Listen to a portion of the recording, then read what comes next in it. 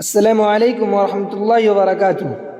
Education یہ لفظ لاطینی زبان لفظ ایڈوکو سے اخذ کیا گیا ہے۔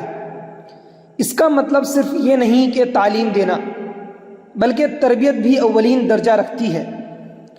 جہاں بھی تعلیم کو فروغ دیا جا رہا ہو اور تربیت کی نسل کشی کی جا رہی ہو تو وہ تعلیم نہیں رہ جاتا، بلکہ وہ ایک جز ہے۔